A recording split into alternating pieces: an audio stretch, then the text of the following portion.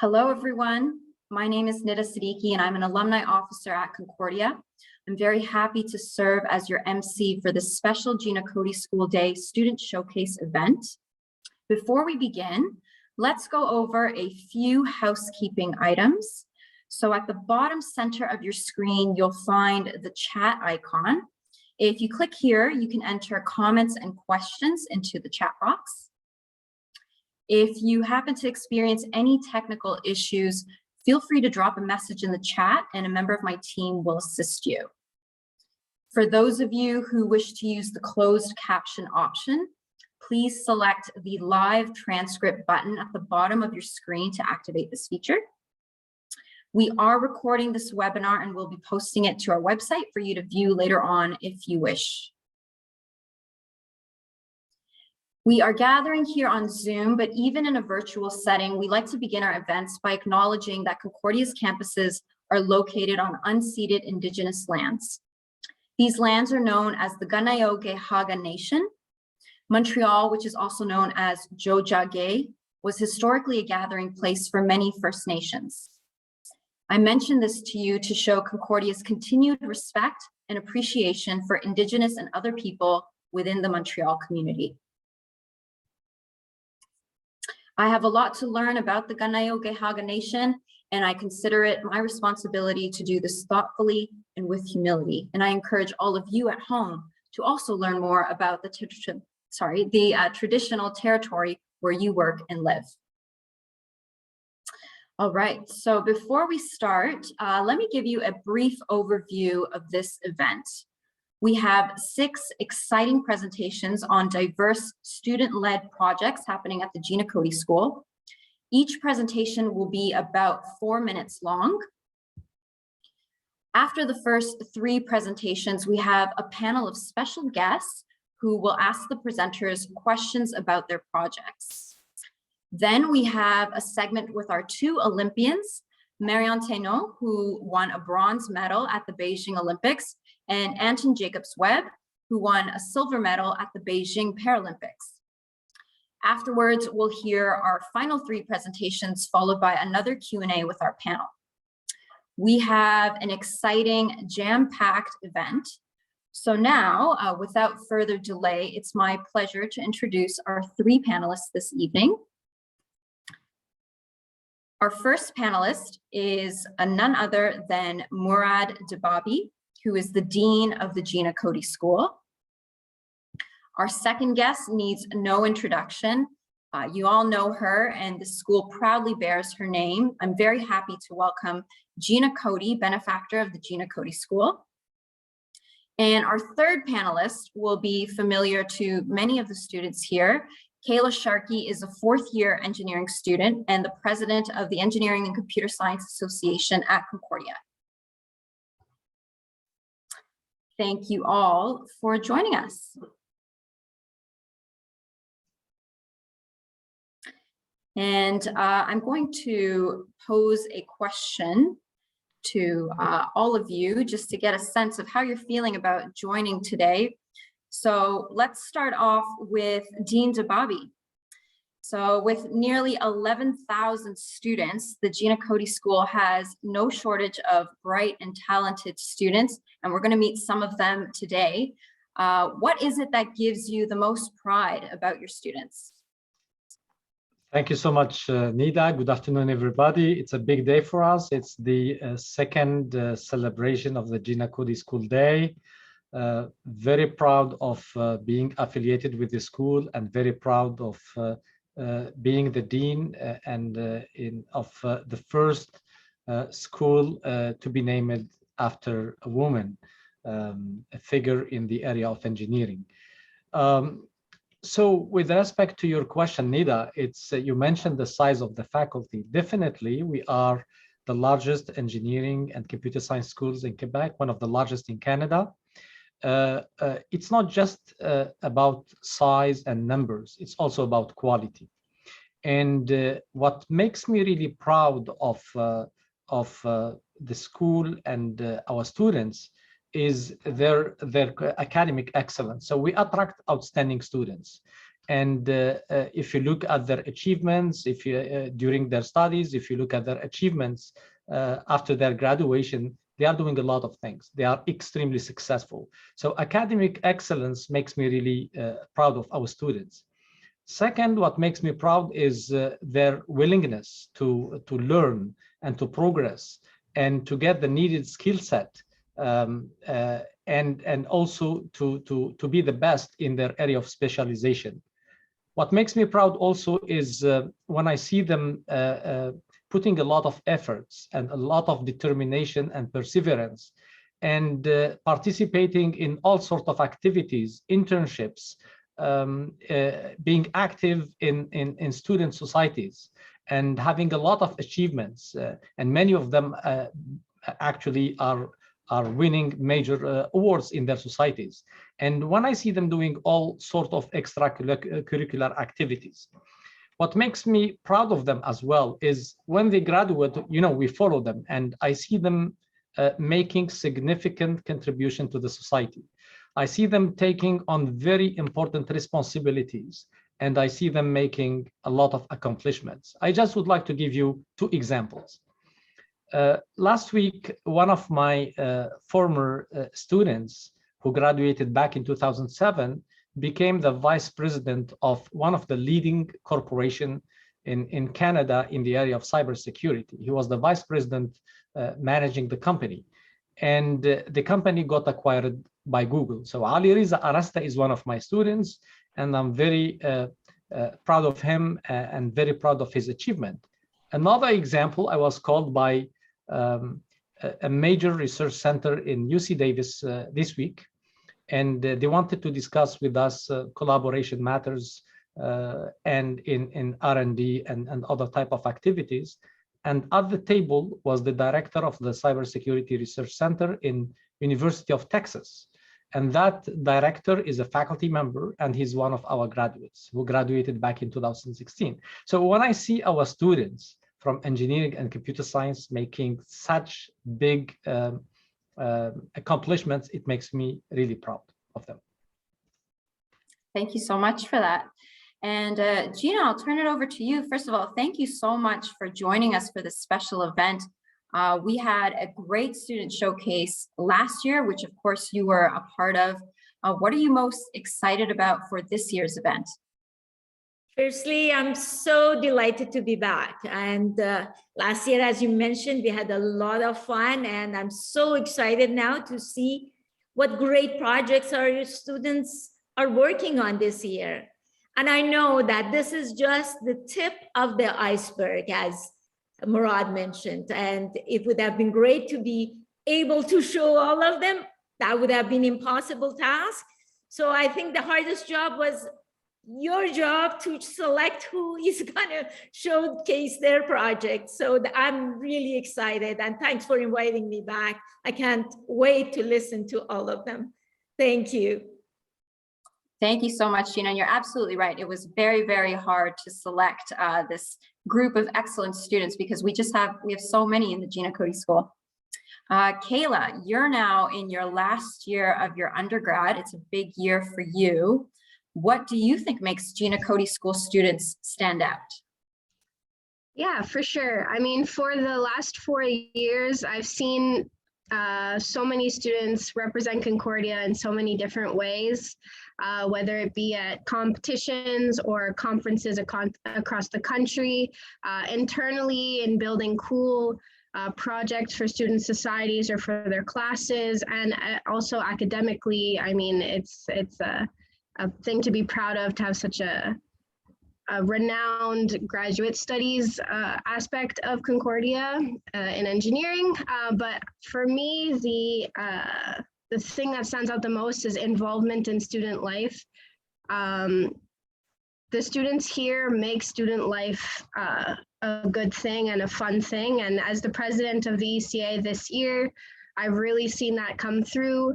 I have a team of like 30 student leaders that are here to make student life like very engaging, even during the pandemic. And it's just been lovely and inspiring to see students come together despite all what we've been through, to create a community and to create representation outside of Concordia through competitions and stuff like that.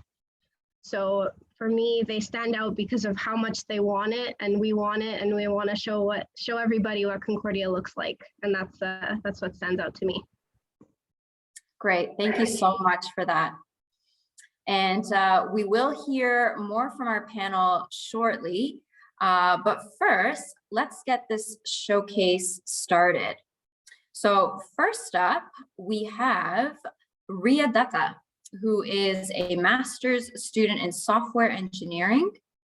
Ria is the former president of Women in Engineering Concordia, and she will be presenting her research on whether software innovation is inclusive.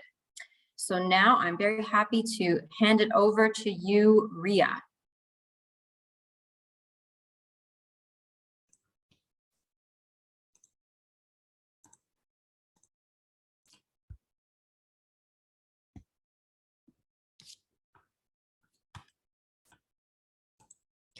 Thank you, Nida. Hi, everyone. It is a pleasure to be here this evening. Today, I'll be talking about my research, which contributes to answering the greater question, is software innovation inclusive?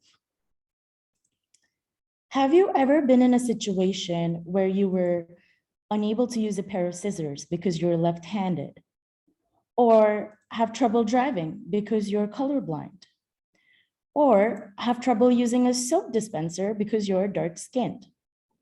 Well, this is what non-inclusive technology looks like. So how did this happen? The product developers did not include diverse participants in their process.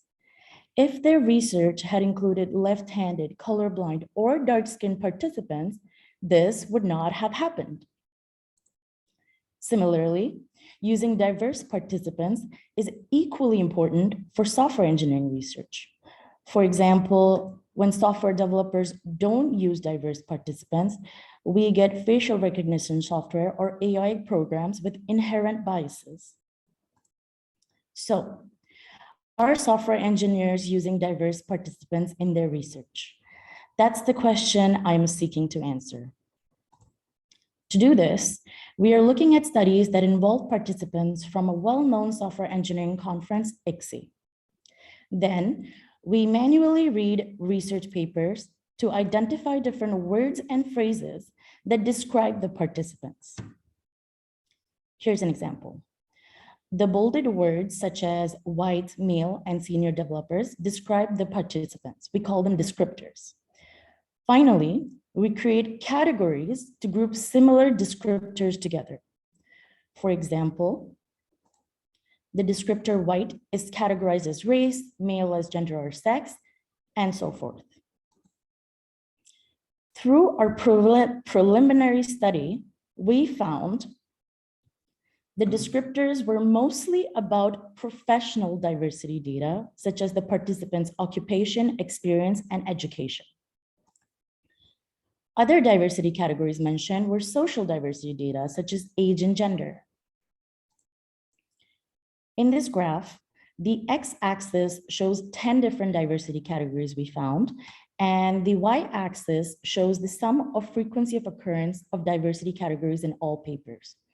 For example, bar 1 shows main occupation was used to describe participants in 76% of all research papers. The bars in pink show professional diversity data, and the bars in blue show social diversity data. This graph clearly shows that software engineering research often focuses on reporting professionally diversity data while overlooking social diversity data. A study is representative of society if it represents its demographics. We understand that it can be hard to recruit a diverse group of participants for a study. However, if we don't collect diversity data, then we have no way of knowing whether our sample is representative or not. Our goal is to raise awareness for researchers conducting studies using participants. Ideally, we would like to use our research to create diversity guidelines that can be used to make studies more diverse and inclusive. So let's make software innovation inclusive by asking these 3 simple questions when conducting research. Are we considering diversity when selecting participants? Are we reporting what we know? And are we aware of what we are reporting? Please feel free to email me with any questions. Thank you. Back to you, Nida. Thank you so much, Ria. This is very important research that you're working on. And I do want to give Ria a special shout out because she is kind enough to join us all the way from India, where it's nearly, I believe, 3 o'clock in the morning right now. So a big virtual round of applause for that. We're going to let Ria get to bed, so she won't be participating in our Q&A.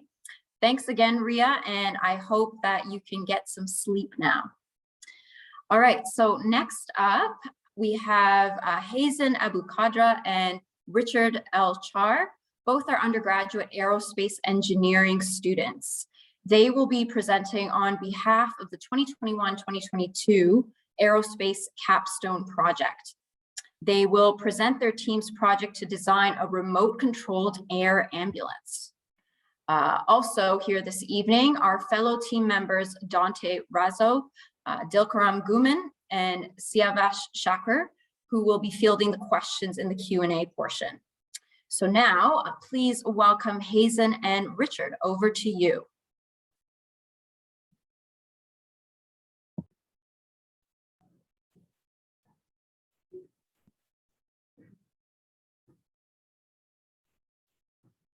Hello, everyone. We are here on behalf of the 2021-2022 Aerospace Engineering Capstone team.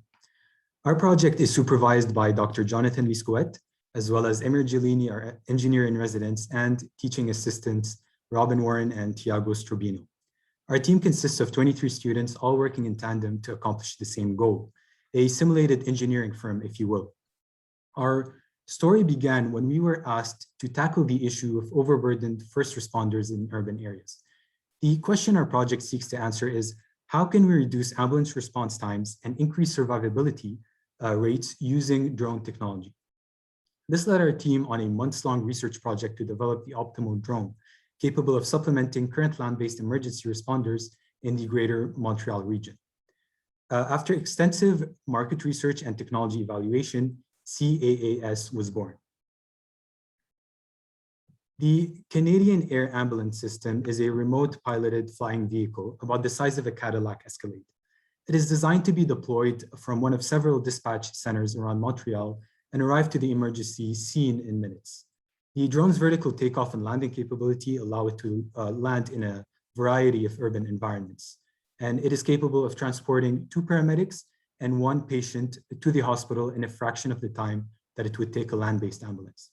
What's more, our team took the ambitious design decision to make our drone powered entirely by alternative energy sources, answering the growing call for a more sustainable aviation.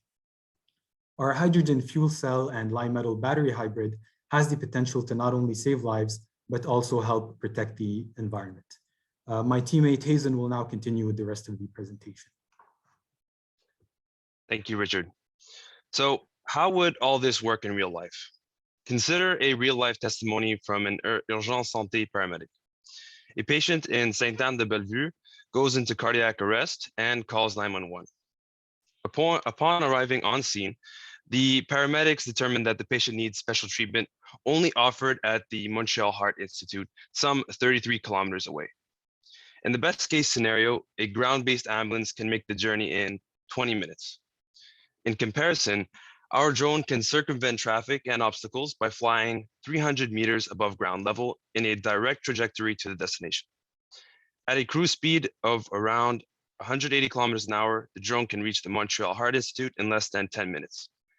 After delivering the patient to the hospital, the drone has enough stored energy to make it back to a dispatch center and recharge for the next mission. As you can see, CAS can shave valuable minutes off the response time in scenarios where time is the most critical variable for saving a person's life. And that is our ultimate goal.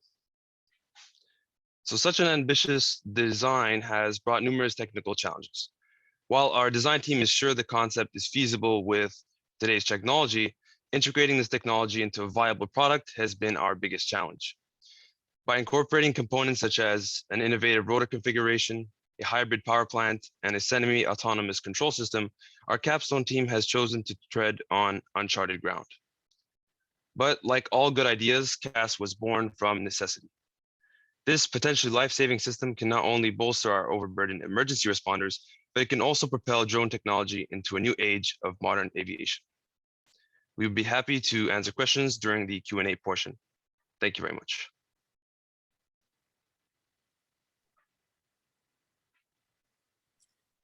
Thank you so much, Hazen and Richard. That is a really, really ambitious project that your capstone team is taking on. So congrats on that. And our next presentation before our first Q&A session will be from Martin Senecal. Martin is an undergraduate software engineering student and the president of the Gina Cody Entrepreneurship Society. Today, he will be presenting on behalf of his society. So please welcome Martin, and over to you. Hi, thank you, Nida, for the introduction. Hello, everyone. I'm so happy to be here today for the second edition of the Gina Cody School Day. My name is Martin, and I have the pleasure of leading the Gina Cody School Entrepreneurship Society, GCS for short, at Concordia. Today, I'd like to talk to you about who we are, our story so far, and where we are heading next in the upcoming years. GCS consists of a wonderful and talented team of 17 students, all with the same mission: to help bridge the gap between engineering and entrepreneurship by giving students the chance to grow their entrepreneurial potential. We started GCS online in 2020 in the midst of the pandemic, and we're able to host several successful events. We had a keynote lecture with Dr. Gina Cody, we had some networking events, we did some workshops, we did a pitch competition with ECA, and even a product case competition with another association at McGill. This year, we wanted to raise the bar to reach even more students. We held fewer events than last year, but went bigger. We hosted some workshops and networking events. However, our focus was our new competition, Upstart, that happened a month ago. Upstart is a weekend-long competition open to all engineering and computer science students in Canada. We ask participants to find a solution to an existing problem, and then they're going to build a business model canvas. When they're done, they're going to develop a prototype and then pitch it. At the end of the weekend, they're going to pitch it to their solution to a panel of judges. In the end, we had more than 125 students from 10 universities compete in the first edition. We had people even from UBC in British Columbia, and teams had to come together to learn new skills and to put their strategies to the test. Over the course of a weekend, we witnessed many ideas from students, such as solution to help people list and search and bid for scrap material in their area for construction. This was actually the winning team. It was a software solution. There was another one that they did a software to give companies the tools to inspire productivity, creativity, and well-being of their employees. We had something a bit more mechanical, which was a sustainable water filtration system. Another one, which was a smart chain for visually impaired individuals, a robot to help clean roads in cities and suburbs, and much, much more. We had a lot of projects in the end, they were all amazing.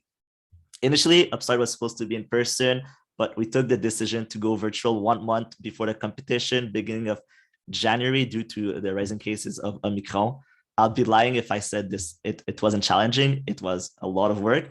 However, our team worked a lot. We worked really hard to create a safe and a fun experience that can be shared anywhere in the world. In the end, we're still able to offer participants the same perks than they will have received in person, including a sponsor fairs with over 8 companies, more than $4,000 in prizes, and yes, even swag and free food, even though it was virtual. We had to overcome in the last few months a lot of challenge, and we had to take a lot of risk, all related to the uncertainties with COVID. However, I have an amazing team, and I'm so happy to work with them. It was extremely rewarding to build everything from scratch, whether it was new sub-teams, sign our first ever sponsorship deal, grow our social media presence by more than 200%, and much more. None of that would have been possible without the support of the faculty, our sponsors, our partners, and our advisors. What's next in the upcoming months and upcoming year? A lot. We want to grow our events and make Upstart even bigger. We're already planning for next year. We're also in discussions to build an incubator program to help foster the next generation of entrepreneurs at Concordia by investing in their project. And if ever you're interested in joining our events or join our team, keep an eye on our social media accounts. In the coming days, we'll be opening applications to join our team very soon. This is just the beginning for us. We'll continue to operate with one goal in mind, which is igniting the entrepreneurial spirit of engineering and computer science students at Concordia by following our 3 core principles, which are educate, nurture, and connect. Thank you so much. Thank you so much, Martin, and to our other speakers for your excellent presentations. So these are all really interesting projects that we've been hearing so far that you're all working on. So now we're going to have a short question and comment section. So I'm going to invite our panelists back. Let's get maybe things started with Gina. Can you please share any questions or comments that you have for our presenters? Absolutely. My question goes to Martin. Martin, I was privileged to attend a few of your events. So how was it like to start a new association during pandemic and run a national competition? Hi, that's a good question. I wasn't the one that started GCS, but this year I was the one that started Upstart, so I don't want to steal any credits. But for this year, it was almost starting from scratch because of COVID. We were starting our in-person presence, and it's a good question. It was very challenging, extremely rewarding, but there was like a lot of issues. I wasn't expecting that in the beginning when I said yes to lead GCS, especially with COVID. Everything, all of our decision, every single time we're doing a decision, we thought it was the right one.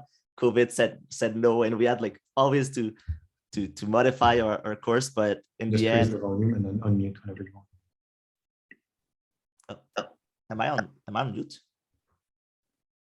Okay, my bad. I thought I was on mute. Oh, you're good. But okay, sorry, I heard somebody else talking. But it was a lot of challenge. But with COVID, I think we did it, and I'm looking forward for the upcoming months, upcoming years for where GCS is gonna go. You were actually at one of our first event with your keynote, but I'm looking forward for the upcoming years to see where GCS is heading. We're still a little small association that's brand new, so I'm excited.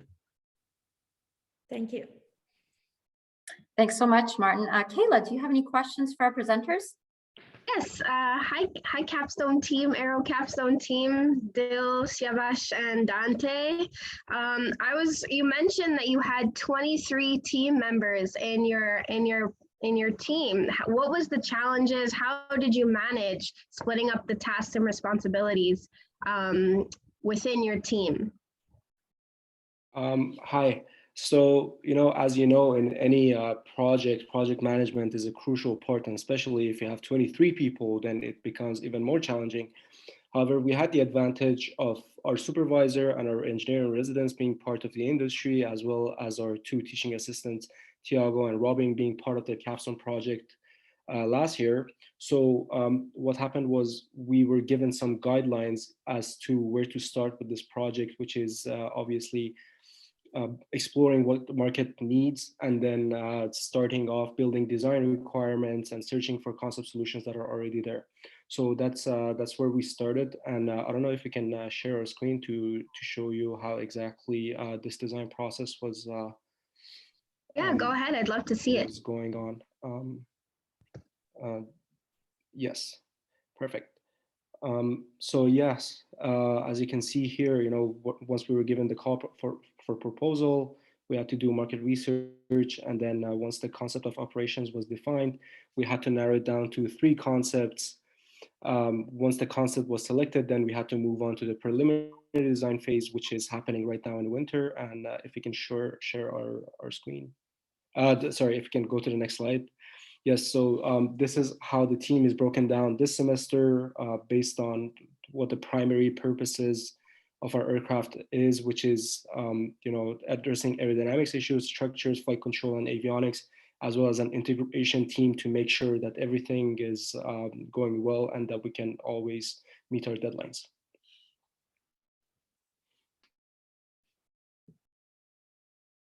Awesome, thanks. That's great. Thank you so much for that. Dean Debbabi, do you have any questions that you would like to ask? Yes, my questions goes to the capstone team on the air ambulance project. So that's a very impressive design, and I would like really to know how you did end up picking that project in particular over other potential topics or designs. So that's an important question, and to answer it, I'd like to just remind you of what our call for proposal was, and that was to increase survivability rates and reduce response times. Now that in itself is a very vague mandate.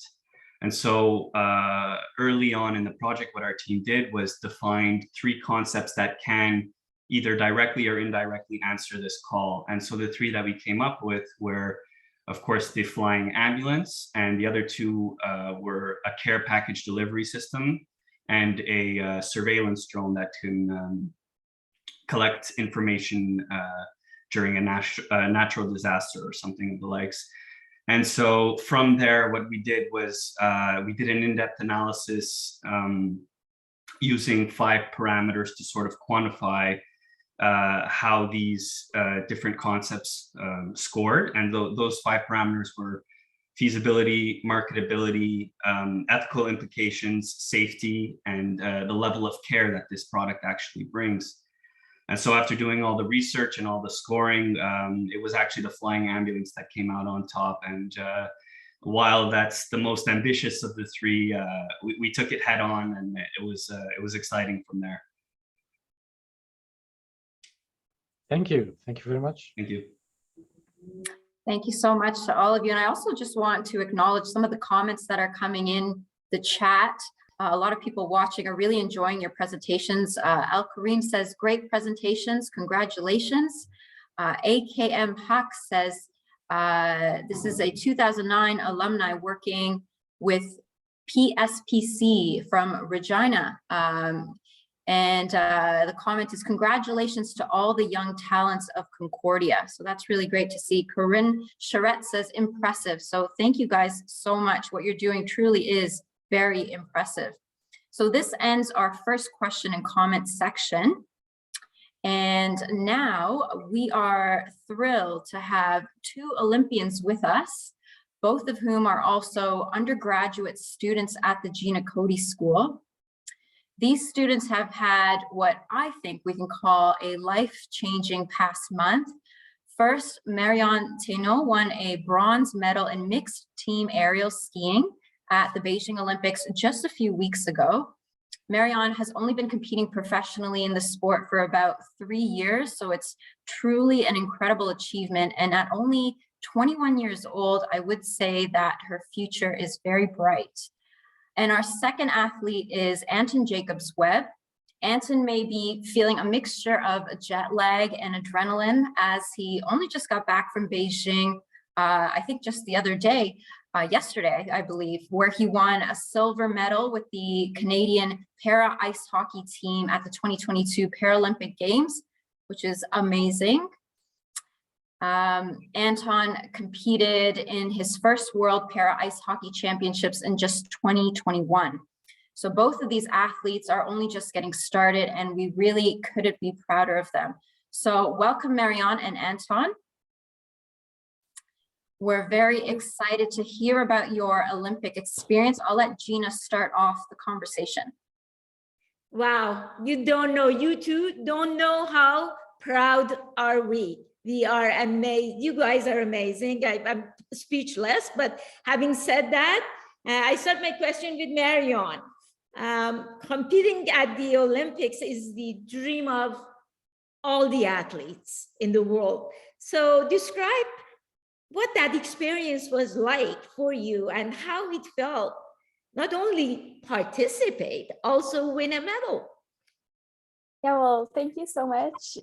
Coming from you, it's very Nice, thank you. But yeah, it was an incredible experience. I think the Olympic Games is the most pressure I ever felt, definitely, but also the most fun I've ever had competing, because when you compete on the world's biggest stage, but you know you're prepared and you know you're ready to show your best and you're able to do so, it's, I think, the best feeling I've ever felt. And being on the podium was unreal. I think I cannot still believe it that we actually won an Olympic medal, but I'm very proud of what we accomplished for myself, but especially for the team. Team Canada and aerial skiing Canada is growing a lot, and we accomplished that for our whole country. So I really felt proud and excited. Oh, I can't imagine. We felt on the podium. Never mind you. I can feel how you felt. It was unreal. Oh, I can imagine. I can imagine. And my question to is next to Anton. You're amazing for what you did, and you just got back. So you're just, as Nida said, that you're still on jet lag. So you won a silver medal just a few days ago, and you're here with us. Congratulations again. In order, tell us what that highlight of that experience was for you. Thank you so much. Thanks for having me, guys. For me, it was a really crazy experience to be at the Paralympic Games, because when I started playing sledge hockey, para-ice hockey, when I was introduced to it, I was introduced to the sport by a Paralympian. When I was 11 years old, I met a past Paralympian. So when I started, right from the beginning, that was my goal. My goal was to make the Paralympic Games, and I dreamed of it. I watched the games in Sochi and Vancouver. I was watching the team, and in Pyeongchang, I didn't make the team in 2018, but I was watching all the games. So for me to be there, it was a dream come true. And not only that, but also just something that I've worked for the past 4 years, since the beginning of the quad. So all that work coming to pay off at the Paralympic Games. It was really, really exciting to be there, and it was the biggest stage that I'd ever competed on. So there was a lot of pressure. I was pretty nervous, especially just knowing that a lot of family was watching. Of course, family weren't able to attend in person, but I had a lot of friends and family watching online, and that was really special. And it was just super exciting to be there and to win a gold medal. I love my medal. I have it right here if you guys want to Oh, see wow, it. yes, we want to see it. There's my silver medal that I won. Yeah. I'm really, really excited to have it. Thank you That's so much. fantastic, Anton. You set your goal very high. That's a very high goal to set as a child. So congratulations again to both of you. Thank you. And Nadine Debbabi, I know you have a couple of questions for them.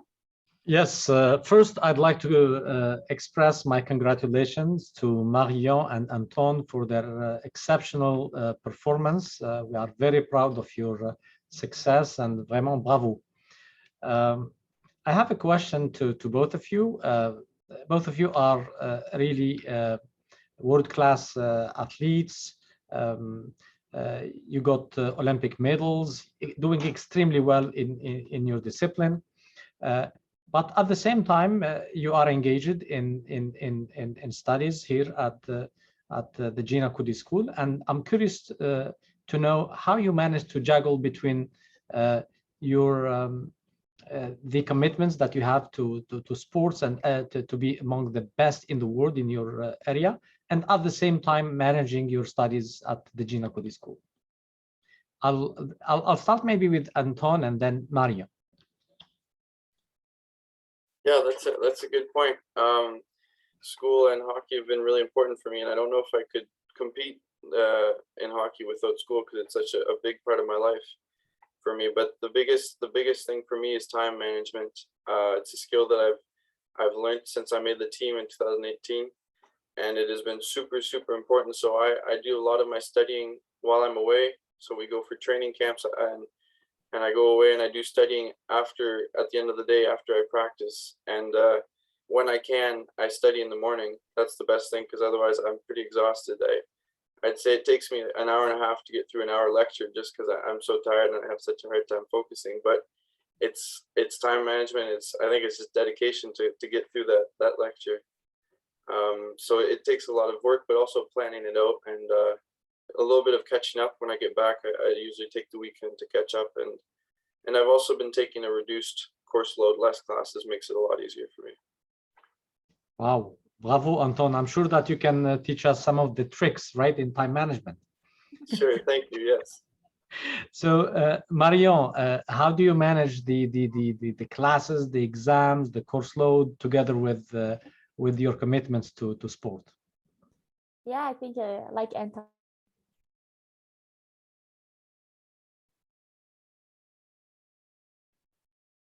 I think we lost Marion a little bit.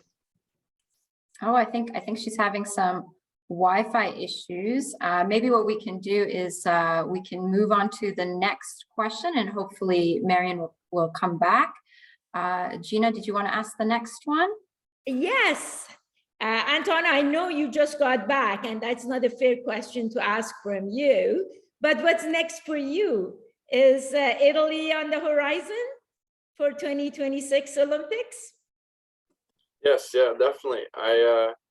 At the closing ceremonies, they sang the Italian anthem, and they were talking about it. They had a bit of a video presenting the Milano Olympics. So I'm really excited. I'm looking forward to them. I'm looking forward to Paralympic Games without COVID. So full stands. I think we only had 1,300 fans, which is pretty good, but it was a huge stadium in China. So we could have had a lot more people, and I'm looking forward to a full crowd in Italy. But I'm also I think I'm going to be doing a bit more school this summer. I'm going to try and catch up on some classes, and if I can, I'm hoping to take more classes in the fall, just because the first year of the quad, the first year after the Paralympics, it's less busy, so I'll be able to take more classes and catch up that way. Wow, we're going to have an Olympian almost at the year of graduation, eh? Yeah, exactly.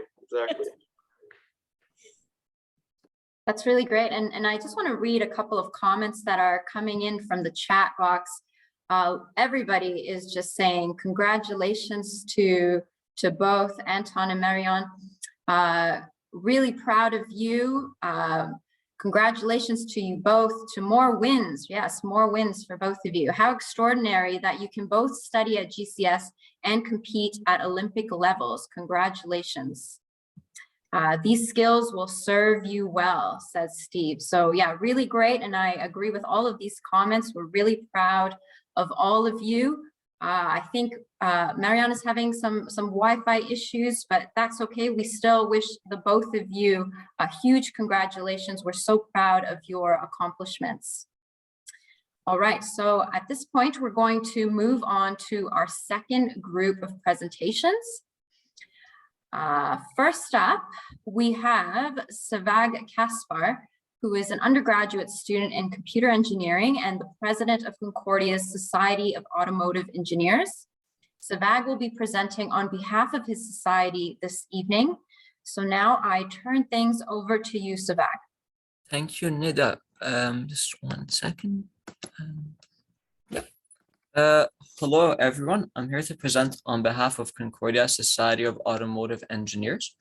Tracing its roots back to the 1970s, SAE focuses on building remote-controlled aircraft and manned electric formula-style cars and high-endurance off-road vehicles. We are also building an autonomous vehicles team currently. So these projects involve designing and building prototypes to compete in international competitions hosted in the United States. These competitions are regulated by SAE International and include both the theoretical and practical aspects. The theoretical aspects are more oriented towards design reports and presentations and delve deep into the analysis required to build these prototypes, while the practical aspects are more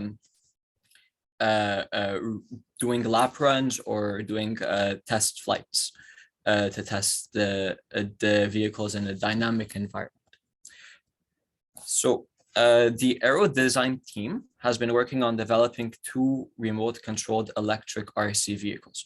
There is a cargo aircraft that is meant to to carry a cargo payload and take off a short runway, and the system of aircraft that is made up of a large unmanned aircraft, which carries 12 liters of water, and a smaller autonomously programmed aircraft which is carried by it.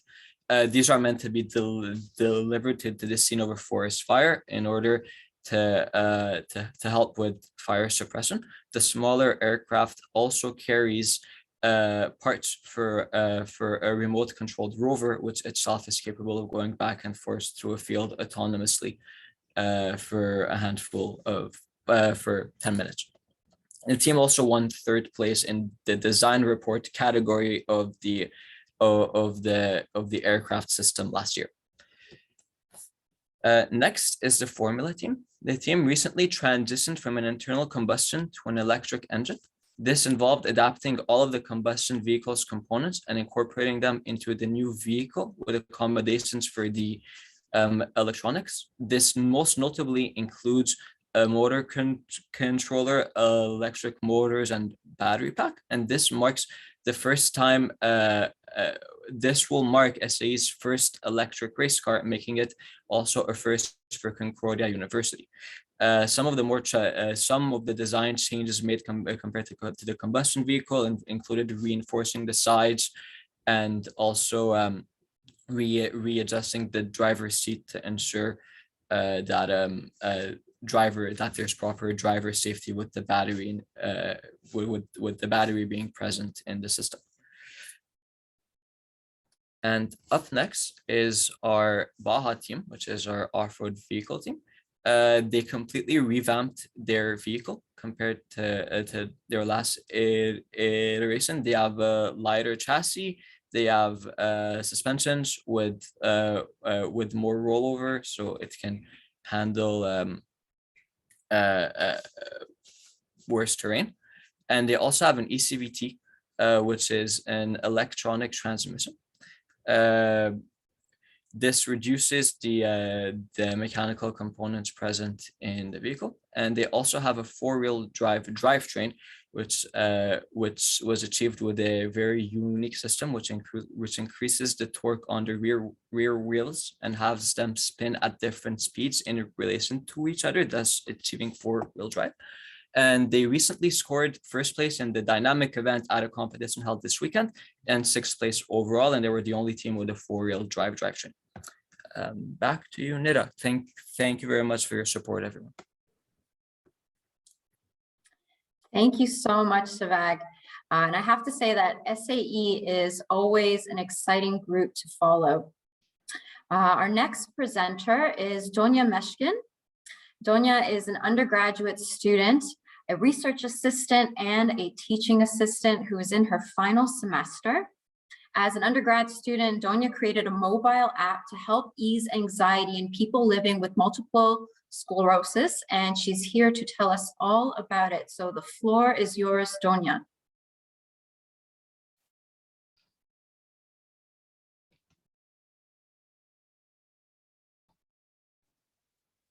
Okay, hello everyone, Donya here.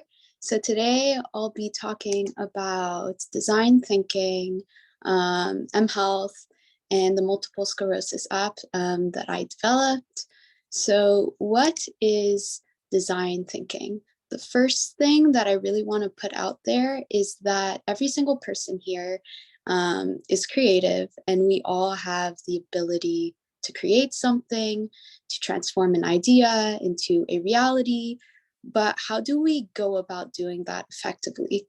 So one way is to apply design thinking principles, and design thinking is known as a framework for innovation. So it's a sort of conceptual structure that guides us with the design process.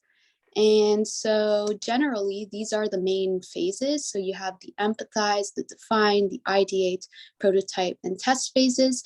But the crucial one here is the empathize phase, because when you're creating an app or a product, you have to try to understand the users to really identify what their pain points are. So through user research, like surveys or interviews, you can create personas, or you can create empathy maps, among many, many other tools to kind of help you make empathy-based design decisions. And then these will help us in the ideate and prototype phases to make our sketches, our wireframes, our mockups, and finally to develop our application. And so without further ado, what is mHealth?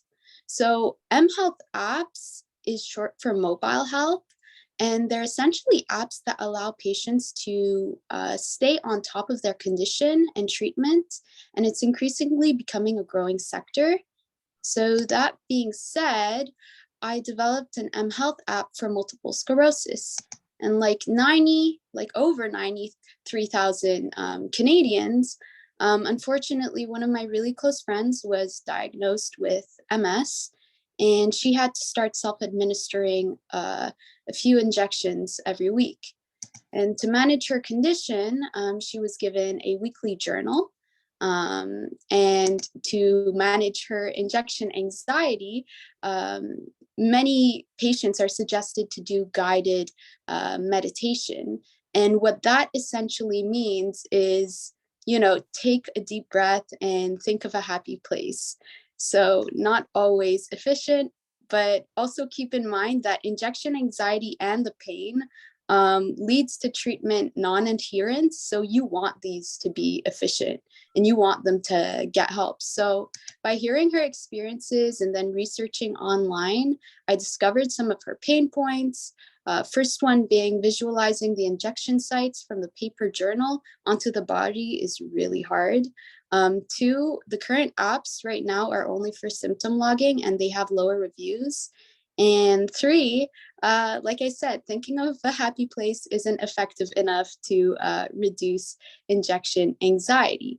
So by using the design thinking framework, I asked myself this: would an augmented reality application reduce injection anxiety and pain during injection? So that kind of left me to my 3 core features: an AR, augmented reality injection grid overlay that has a color gradient, where pink is the freshest, most recent injection and blue being the oldest. And then 2, a 3D mascot for moral support, which was based on a study on the use of VR for chemotherapy and reducing stress and pain. And then finally 3, journal and symptom logging. And so all of this led to the first developed prototype using C# in Unity. And afterwards, all designs aren't perfect on the first try. So we also have the second iteration of the design process, because you can apply design thinking multiple times. And here are more screen caps of the second iteration. And that's it for me. Back to you, Nida. Thank you so much, Tonya. And what an amazing idea for an app. That's really, really interesting. So now our final presenter of the evening is Andrea Cartile. Andrea is a PhD candidate in mechanical engineering who already has not 1, not 2, but 3 degrees from Concordia. She just can't get enough degrees, it seems. She's also a member of Canada's Chief Science Advisor Youth Council. This evening, Andrea will be presenting her graduate research on modeling aircraft design and the development process. So now over to you, Andrea. Super.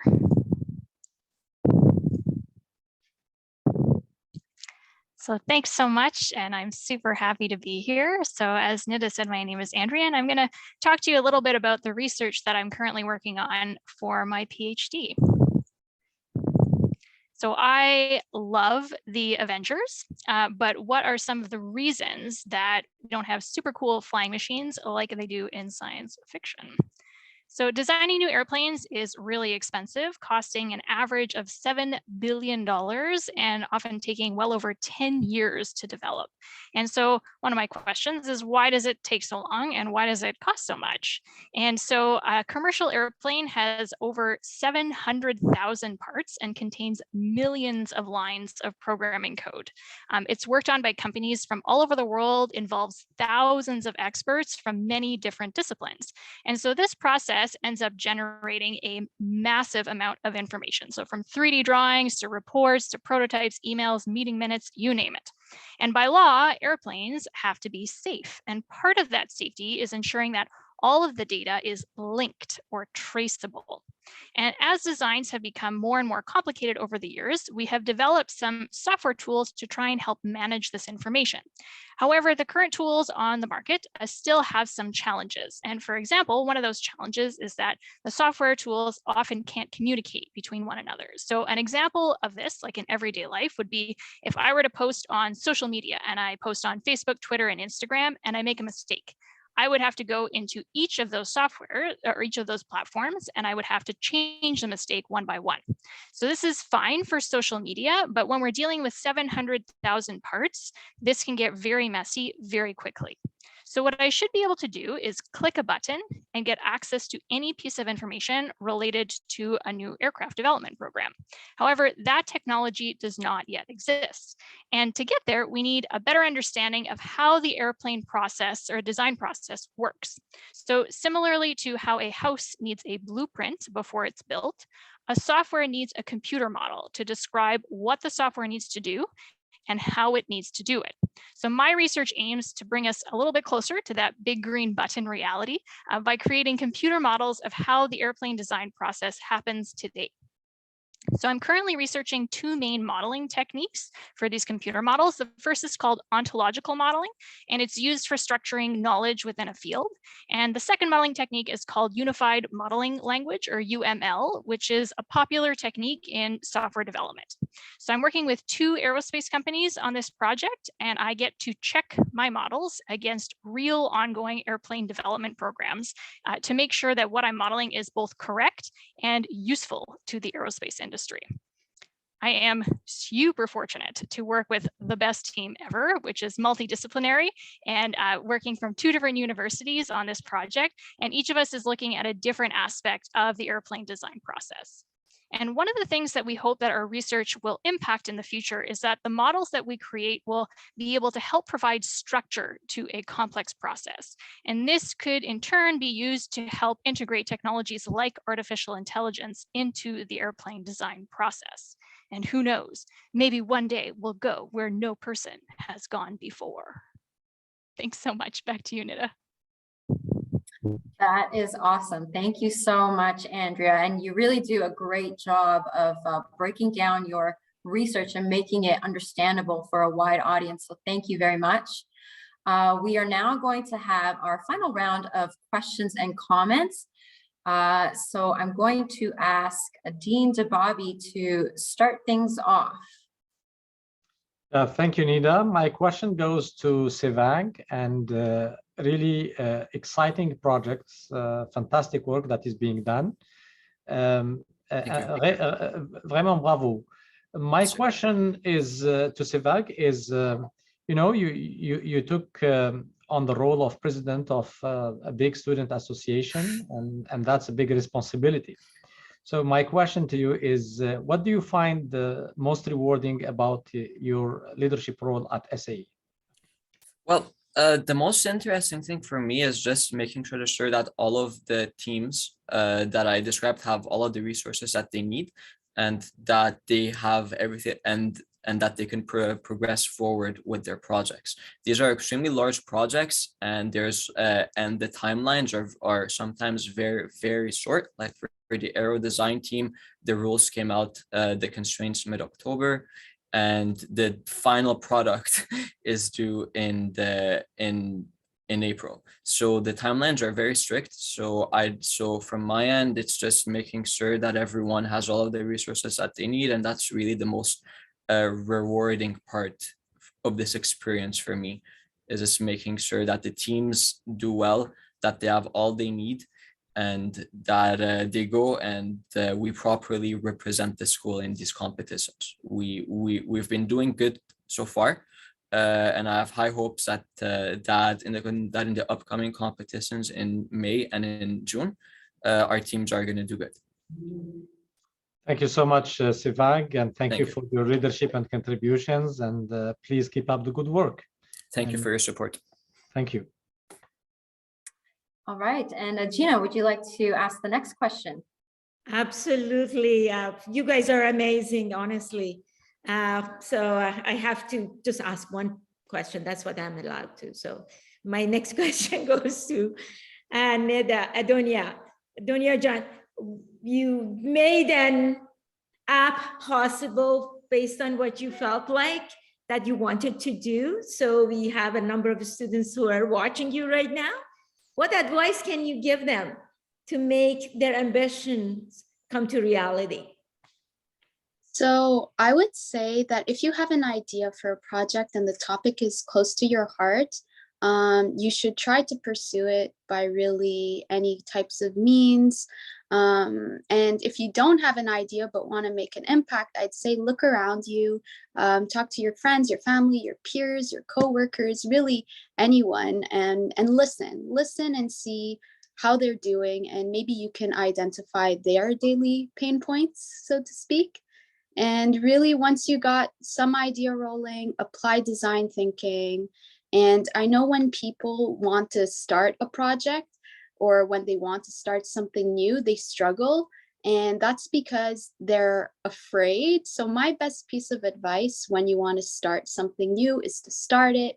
Even if you don't know exactly how to do it, even if you're afraid of messing up, even if your fear of imperfection and failing will prevent you from moving forward, I say go for it. And this experience will help you grow and learn, because at the end of the day, I didn't have any major experience working with the technologies that I did before making this project. So this was my first AR project, and I wasn't certain if it went well in the beginning, but at the end it worked out. So just have good mentors and just try your best, and don't be afraid of failing or having to redo something.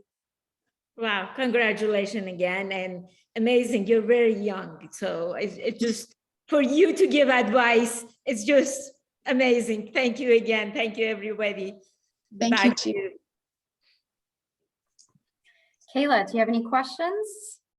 Yes. Okay. So, Andrea, I have a question for you. With 3 degrees and counting, what advice do you have for students like me who want to maybe pursue a graduate studies in engineering, or like in business, or probably in engineering? What advice do you have for me, someone like me? Thank you so much, Kyla. So you have to really like school to continue to do it. That's probably criteria 1. And then if you're looking for graduate work, one of the first things to consider is probably what kind of things are you interested in doing? So not necessarily the project itself or the type of like the area necessarily, more like what kind of stuff do you want to be doing on the day-to-day? So are you interested in lab work? Are you interested in working on the computer? Do you like interviewing? Do you like, what kind of data do you think you'd want to be collecting? And then the second thing is, and probably the most important, is to find a research team and a supervisor that you love working with, because it can get a little hardcore for master's degrees and PhDs. So it's really important to have a really important, like a good support network that can help you through the learning process. Thank you so much. Thank you. Thank you all so much. And I just want to read a couple more comments from the chat box.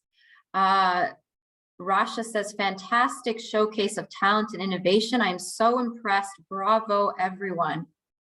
Another comment, keep up all the good work. We are really proud of you. Thank you to all of you. Rena says, great job and really impressive work to all the student presentations. Way to go, Gina Cody School. And Joseph says, amazing presentations all around.